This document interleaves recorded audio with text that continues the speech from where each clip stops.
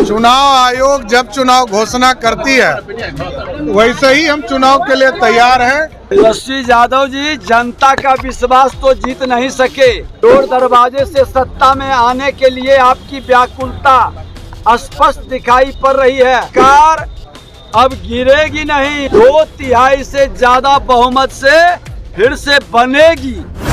बिहार विधानसभा का 2025 में चुनाव होना है, लेकिन उसके ठीक पहले यूँ कहे कि 4 विधानसभा में उपचुनाव होना है। इसको लेकर के तमाम राजनीतिक दल अभी से तैयारी में जुट गए हैं। वहीं बीजेपी पार्टी कार्यालय के अंदर बड़ी बैठक की जा रही है। आपको बताते चले कि प्रदेश अध्यक्ष नवनियुक्त प्रदेश अध्यक्ष दिलीप जायसवाल की अध्यक्षता में तमाम मंत्री की बात करें, दोनों डिप्टी सीएम भी पहुंचे हुए हैं और हाई प्रोफाइल बैठक की जा रही है कि आखिर में जो 4 सीटों है, कितनी सीटों पर बीजेपी अपनी दावेदारी करेगी, क्या जदयू के साथ कितने सीटों पर सामंजस्य बैठाया जाएगा और कौन कौन कैंडिडेट होंगे, इसको लेकर के बड़ी बैठक की जा रही है। और बैठक के बाद से तमाम नेता एक एक करके निकल रहे हैं, तस्वीरें भी हम दिखा रहे हैं। साथ ही बिहार के डिप्टी सीएम सम्राट चौधरी और विजय सिन्हा ने क्या कुछ कहा है उपचुनाव को लेकर के, वहीं तेजस्वी यादव ने आरक्षण को लेकर के जिस तरीके से सरकार को घेरा उसको लेकर क्या कुछ कहते हुए नजर आ रहे हैं। सुनवाते हैं आपको।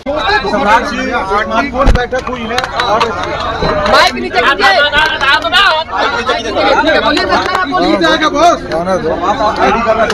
पार्टी के संगठन की बैठक है। 2025 में एनडीए की सरकार बनानी है। पार्टी संगठन अपने बूथ से लेकर प्रदेश तक के संगठन को मजबूत करने का काम हम कर रहे हैं। तो पार्टी संगठन मजबूती से काम करेगा। हमारे कार्यकर्ता पूरे बिहार से इसमें एक एक सीट पर हम लोग इसकी चिंता कर रहे हैं और आगे के दिनों में संगठन को और मजबूत खड़ा करना है। उपचुनाव को लेकर भी क्या चर्चा है, क्योंकि अब उपचुनाव को लेकर आप लोग की तैयारी होनी चाहिए से पहले। नहीं, एकदम हम तैयार बैठे हैं। चुनाव आयोग जब चुनाव घोषणा करती है वैसे ही हम चुनाव के लिए तैयार हैं। अभी जो 4 सीटों पर उपचुनाव होने हैं, भारतीय जनता पार्टी आदरणीय नीतीश कुमार जी के नेतृत्व में बिहार में एनडीए पूरी तरह मजबूती से खड़ा है। हम सभी 4 सीट जीतने का प्रयास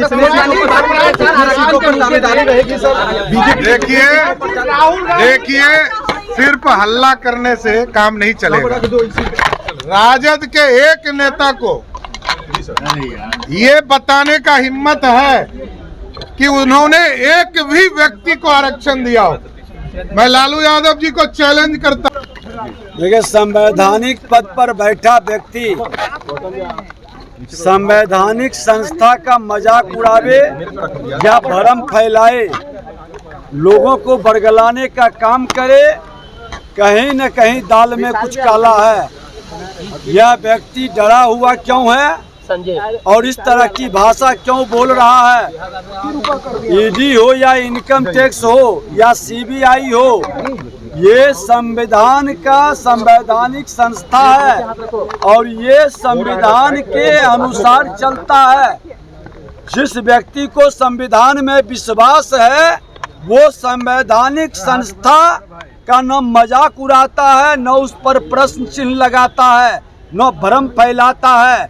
ऐसे लोग संवैधानिक पद पर बैठकर संविधान की हत्या करने की मानसिकता रख रहे हैं और ऐसे लोगों के ऊपर जनता की विश्वास खत्म हो रही है।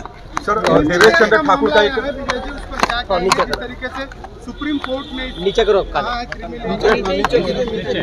देखिए, माननीय न्यायालय का जो निर्णय है, हमने तो कहा कि जो भी निर्णय है, हम संविधान में विश्वास करते हैं, संवैधानिक संस्था का सम्मान करते हैं और माननीय न्यायालय के निर्णय का हम लोग निश्चित तौर पर राष्ट्र हित में और समाज हित में सर्वोपरि मानते हैं, स्वीकार करते हैं। तेजस्वी यादव ने आज कहा है कि बीजेपी अगर आप लोग की बात नहीं मान रही है तो सरकार गिरा दीजिए।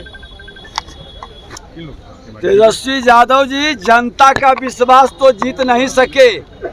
चोर दरवाजे से सत्ता में आने के लिए आपकी व्याकुलता स्पष्ट दिखाई पड़ रही है और सरकार अब गिरेगी नहीं। सरकार 2025 में 2/3 से ज्यादा बहुमत से फिर से बनेगी। उसी के लिए यात्रा निकाल रहे हैं सर, अपनी सरकार बनाने के लिए यात्रा निकाल रहे हैं बिहार भर में। किस चीज का यात्रा? अपराधियों को टिकट देंगे, उग्रवादियों को टिकट देंगे, दारू माफिया को उम्मीदवार बनाएंगे, सत्ता में बैठकर अपराध भ्रष्टाचार को संरक्षित करेंगे और यात्रा निकालेंगे। अरे जनता के बीच जाने के पहले उनको कसम खाना चाहिए कि मैं अपराधी और भ्रष्टाचारी को उम्मीदवार नहीं बनाऊंगा।